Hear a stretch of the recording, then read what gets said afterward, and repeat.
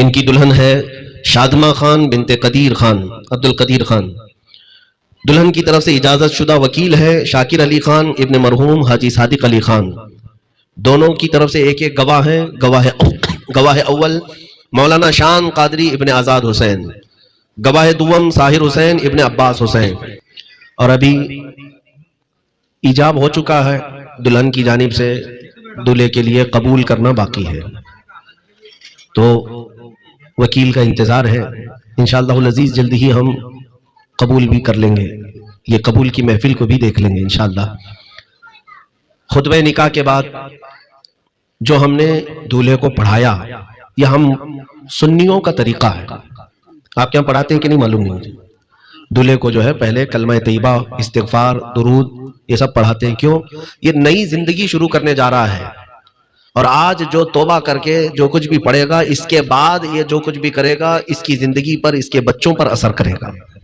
اسی لیے جب بھی ازدواجی زندگی شروع ہو رہی ہوتی ہے، اپنے پچھلے تمام گناہوں سے ہم توبہ کر لیتے ہیں اللہ کی بارگاہ میں، کلمہ طیبہ پڑھ لیتے ہیں، درود مبارکہ پڑھ لیتے ہیں، تاکہ آج کے بعد سے جو زندگی شروع ہو اس کا اثر ہماری اولاد پر اچھا قائم ہو سکے۔ تھوڑی دیر اب صلاۃ و سلام پڑھ لیتے ہیں، اس کے بعد انشاءاللہ العزیز محفل کا اختتام ہوگا۔ اتنی دیر آپ نے برداشت کیا ہے، 5 منٹ اور برداشت کر لیں۔ انشاءاللہ العزیز آپ کی محفل میں کوئی خرابی نہیں آئے گی انشاءاللہ۔ اور مجھے پتا ہے ہماری محفل میں وہی لوگ بیٹھے ہوئے ہیں جو پورا فری ہو کر کے آئے ہوئے ہیں، کسی کو کچھ کہیں جانا نہیں ہے، جانا ہے کسی کو انشاءاللہ، گاؤں والے ہیں، اور دوسرا کام کیا ہوتا ہے۔ بس سنیے، حضرت شاہ کرمان ایک بڑے بزرگ تھے، ایک علاقے کے گورنر بادشاہ بھی تھے، ان کی بیٹی بھی بڑی خوبصورت تھی۔ ایک دن انہوں نے مسجد میں دیکھا ایک نوجوان لڑکا عبادت میں مصروف ہے، اور ایسے عبادت کے صبح آیا ہے تو دوپہر میں آتا ہے تو پھر شام میں، پھر رات کو، اور قرآن پاک کی تلاوت کثرت سے کرتا ہے۔ 25 سے 30 سال کے بیچ کا نوجوان تھا۔ حضرت شاہ کرمان نے اس نوجوان کو دیکھا اور بلایا، کہا کہ بیٹا تیری شادی ہوئی ہے؟ اس نے کہا میں غریب آدمی ہوں، ایک جھوپڑی ہے میرے پاس، اس کے علاوہ کچھ بھی نہیں ہے، مجھے کون شادی کر کے دے گا؟ میں تو اللہ کی عبادت میں اپنا وقت مکمل صرف کرنے کو پسند کرتا ہوں۔ تو حضرت شاہ کرمان نے کہا نہیں، تجھے بھی کوئی بیٹی دے سکتا ہے، کیا تو نکاح کے لیے تیار ہے؟ اس نے کہا ہاں، اگر کوئی مجھ سے نکاح کرنے کو تیار ہے تو میں بھی تیار ہوں، لیکن وہ سامنے والے کو پتا ہونا چاہیے کہ میری ایک جھوپڑی ہے، میرے پاس کچھ ہے نہیں۔ لڑکی کے باپ کو پتا ہونا چاہیے۔ حضرت شاہ کرمان نے کہا ہاں پتا ہے لڑکی کے باپ کو، میں تیرا نکاح اپنی بیٹی سے کرنا چاہتا ہوں، جو وقت کے بادشاہ تھے اور ایک غریب آدمی سے اپنی بیٹی کا نکاح کر رہے ہیں۔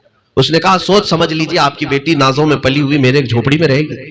حضرت شاہ کرمان نے کہا تو نے میری بیٹی کی تربیت نہیں دیکھی، وہ اگرچہ محل میں رہتی ہے لیکن ہم نے تربیت میں اس کے صرف اور صرف اخلاق مصطفیٰ ڈالا ہے، اسے خاتون جنت کی کنیزوں میں ہم نے بنایا ہے۔ بہرحال نوجوان نے اقرار کر لیا کہ ٹھیک ہے نکاح کر لیتے ہیں۔ دوسرے دن ہی نکاح ہو گیا۔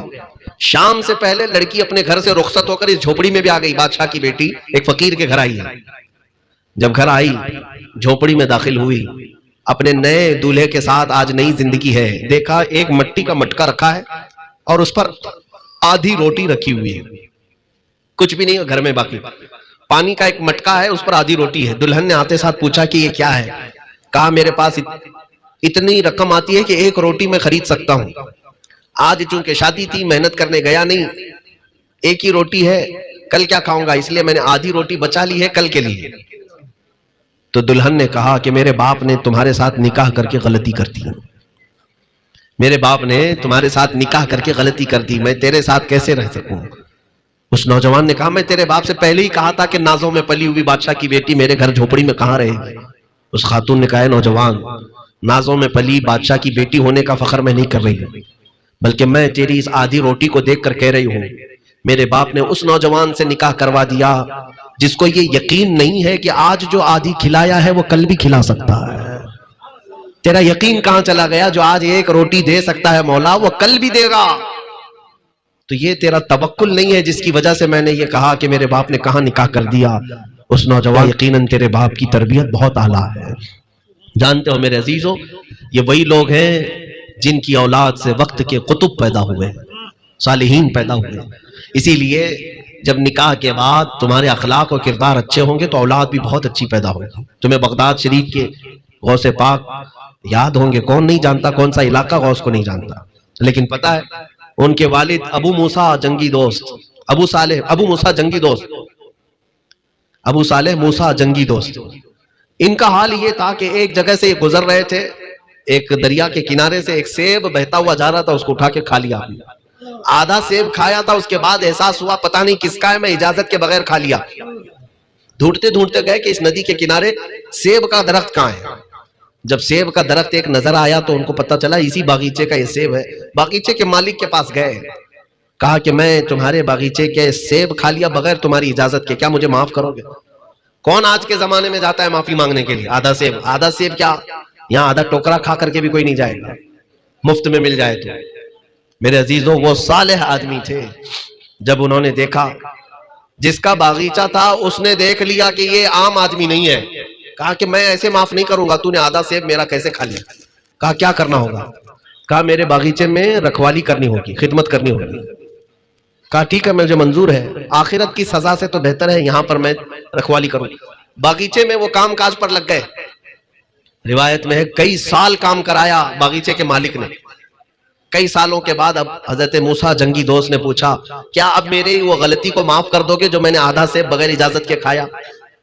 باغیچے کے مالک نے کہا نہیں, ابھی نہیں معاف کروں گا, ایک اور کام ہے. کیا تو میری ایک معذور بیٹی سے نکاح کرے گا؟ میری معذور بیٹی ہے, اس سے تجھے نکاح کرنا ہوگا. کہا کہ کیسی معذور ہے؟ کہا کانوں سے معذور ہے, آنکھوں سے بھی معذور ہے, ہاتھوں سے بھی معذور ہے, پیروں سے بھی معذور ہے. میری ایک ایسی بیٹی, اس سے تو نکاح کرنا. یہ موسیٰ جنگی دوست, انہوں نے کہا ٹھیک ہے منظور ہے, میں تمہاری بیٹی سے نکاح بھی کر لوں گا, زندگی گزار لوں گا. آدھا سیب جو کھایا اس کے لیے ہر چیز برداشت کرنے کو تیار ہے. کیوں؟ آخرت کا خوف ہے, کہیں اللہ تبارک و تعالیٰ اس پر پکڑ کر لے اور جہنم میں جانا نہ پڑے. کہا ٹھیک ہے.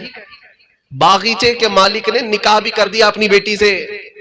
اور جب رخصتی ہوئی, رات کو جب دلہن گھر پہ آئی موسیٰ جنگی دوست کے, حسین و جمیل عورت ہے, خوبصورت لڑکی ہے, آنکھ بھی سلامت, کان بھی سلامت, ہاتھ بھی اور پیر بھی. یہ موسیٰ جنگی دوست اپنی دلہن کو دیکھ کر بھاگا ہے. مجھے تو کہا گیا تھا معذور لڑکی ہے, یہ تو اچھی خاصی ہے. اپنے سسر سے جا کر کہا, باغیچے کے مالک سے کہا آپ نے میرا نکاح کس سے کر دیا؟ میرے گھر میں غلطی سے کوئی دوسری دلہن تو نہیں آئی؟ تو انہوں نے کہا اے بھولے نوجوان, میرے کہنے کا مطلب یہ نہیں تھا کہ میری بیٹی پوری معذور ہے, بلکہ میں نے یہ کہا تھا میری بیٹی آنکھوں سے معذور ہے. اس کا مطلب یہ ہے کہ آج تک میری بیٹی نے آنکھوں سے کوئی گناہ نہیں کیا, گناہ کرنے سے معذور رہی. ہاتھوں سے کوئی ناجائز کام آج تک میری بیٹی نے نہیں کیا, وہ ہاتھوں کے گناہ سے معذور رہی. پیروں سے کوئی گناہ میری بیٹی نے آج تک نہیں کیا, آنکھوں سے کانوں سے میری بیٹی نے آج تک گناہ نہیں کیا. اس معنی کر کے میں نے اپنی بیٹی کو کہا تھا وہ گناہوں سے معذور ہے. میرے عزیزوں, موسیٰ جنگی دوست نے اللہ کا شکر ادا کیا. اور یہ حضرت ام الخیر, یہ جو دلہن آئی تھی یہ کون تھی؟ ام الخیر.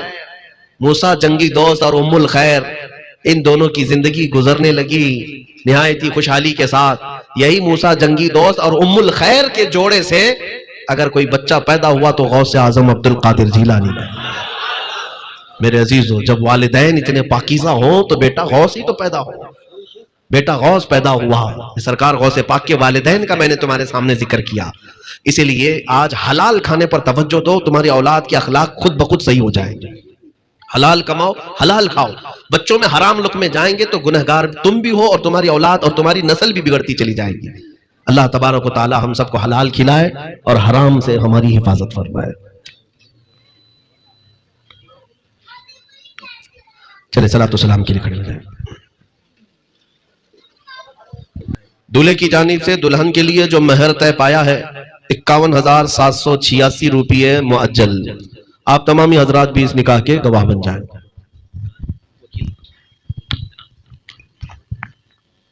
وکیل شاکر علی خان آ جائیں.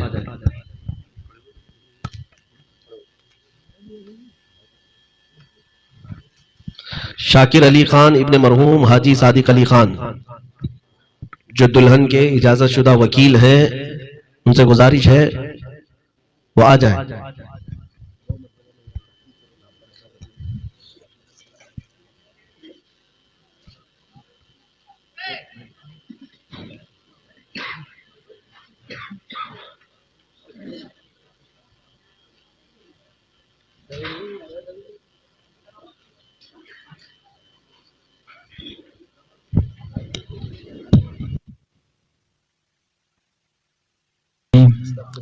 استغفرullah استغفرullah استغفرullah وربی من کلی جمع واتولیہ لا الہ الا اللہ محمد رسول اللہ صلی اللہ علیہ وسلم اشہد ان لا الہ الا اللہ وحدہ لا شریک لہ واشہد ان سیدنا محمدا عبدہ ورسولہ آمنت باللہ وملائکتہ وکتبہ ورسولہ والیوم الآخر والقدر خیرہ وشرہ من اللہ تعالی والبعث بعد الموت ورضیت باللہ ربا وبمحمد صلی اللہ علیہ وسلم رسولا نبیا واسلام دینا وبالقرآن کتابا وبالکعبۃ قبلہ وبالمؤمنین اخوہ اللہم صلی علی سیدنا محمد وآلہ وصحبہ وبارک وسلم.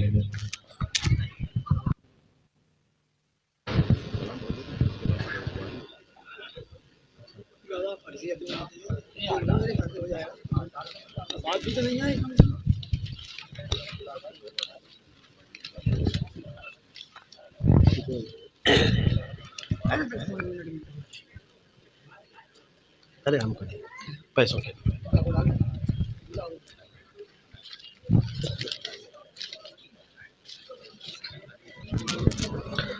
حضرات، نکاح کی تقریب جس میں آپ نے ملاحظہ کیا، ہم نے